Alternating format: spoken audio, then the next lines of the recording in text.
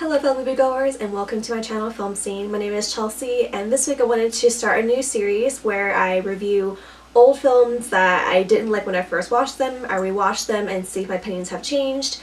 I call it Second Chance Cinema, and I wanted to review There Will Be Blood. So I'll just talk about a quick backstory and then I'll discuss my previous thoughts on the film and then my current thoughts on the film. So that's that. This is a film about a character named Daniel, played by Daniel Day-Lewis, and he has very humble beginnings. He just starts working in the oil industry and eventually he gets his own company, and it's a very villain, character-driven story. So this film came out in 2008 and I watched it I think a year later. It was up for an Academy Award for Daniel Day-Lewis's acting and a lot of other awards, I'm sure.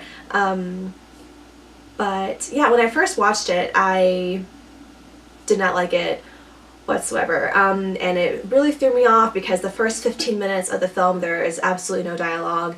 It's just sounds and men working on the oil field, and it's just a very slow progression, and I felt that for the rest of the film too. I just felt it was very slow and not a lot happened, and it just kind of dragged on, and at the time I also thought that Daniel Day-Lewis was overacting, and that was basically my thoughts of the film when I first watched it. My opinions have changed drastically watching it a second time, so I'll get into those opinions right now.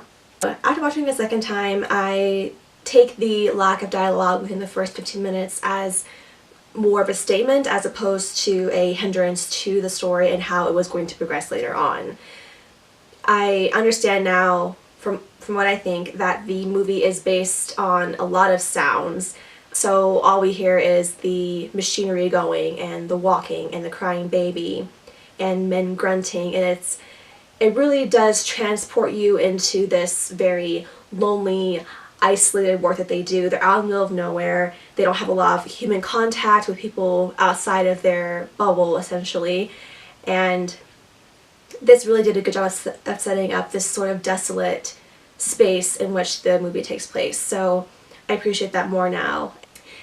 And to speak on the previous idea of Daniel Day-Lewis overacting, I think he tried method acting for this role. I'm not entirely sure if that's true or not, but I'm still conflicted on this thought because watching it a second time, I do think that the acting was just too much, but I'm not sure if that is because of the acting or because of the writing and then trying to present this villain character and perhaps being too obvious about it and like shoving it down our throat.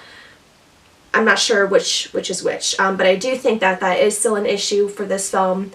I'm sure a lot of people disagree, but I think that, as I said before, with the lack of dialogue and the cinematography and the set and the lighting all did enough to present this very dark world. And for this villain, Daniel, I felt like he was the villain and he was a personification of the environment, and the environment played off of his character. So they were very much in sync throughout this film, so I think that the overacting, as I'm calling it at this moment in time, was a hindrance to this film. And I want to talk about a new sort of realization that I came to as I was watching this film, because through the whole movie, when I watched it the first time, I just thought that it was way too dark and that no one would ever be that evil, and I had no sympathy for him, and I still don't now because he is a bad individual. However, as I watched it the second time, I started to compare him to the outlying characters as well, because in a typical film there's usually a villain and a hero. That's sort of what we're programmed to think at this point, right? Is you have one, you have to have the other. However, this film really challenged that notion because all we have in this film to look at is the villain. So all we have to compare him to is himself and the people around him. So instinctively I was looking for who is the hero in this scenario, who is this beacon of hope in this very desolate, dark world that is There Will Be Blood. So I just wanted to compare him to the other characters now. First off is Peter, who is the initial family member who comes to Daniel to present him with this opportunity to drill oil out in his family home. And at first he appears to be a very honest man, he's God-fearing, and he laid everything on the table in terms of what he wanted from Daniel, being the $500, and he told them where the oil was and how to get there. He was very clear about all of those things. As we go further in the film, we learn that his family is actually quite naive, and they don't really understand that they're being taken advantage of.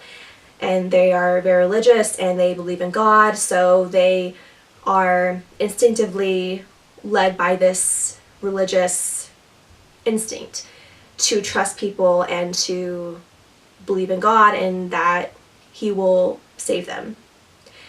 So whether we call it naive or not is up to you. We realize that Peter he's not that close with his family. He doesn't go back that frequently, and in my mind he kind of set them up for this potential to be taken advantage of, because he knows what his family is capable of. He knows that they're very naive, as I said before, so he set them up for this downfall of what Daniel did. Meanwhile, he got his $500, so his hands are washed clean, essentially. So that is an amoral person as well.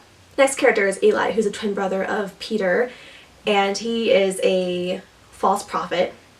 He works off of the emotions of people in his congregation, and he loves the fame. He's a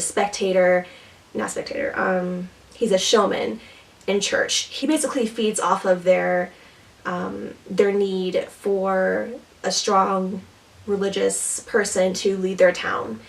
So he thrives off of that, and even in the end his morals are compromised when he goes to Daniel for money, and he shouts at the very back of the bowling alley that he's a false prophet and that God is superstition. So in just a second he throws his religion to the wind in order to gain money from Daniel.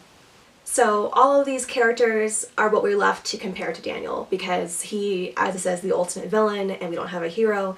So this comparison helps us try to figure out who Daniel is as a person, because that's all we have. Typically, well, not typically, but usually when there's a villain or even a hero, there is a backstory. There's a reason why they got there. There's a reason why they're evil, or why they treat people a certain way, if they had abuse in their home, if they had, abandonment issues. All of these things are possibilities for why a person is evil or how they are, right?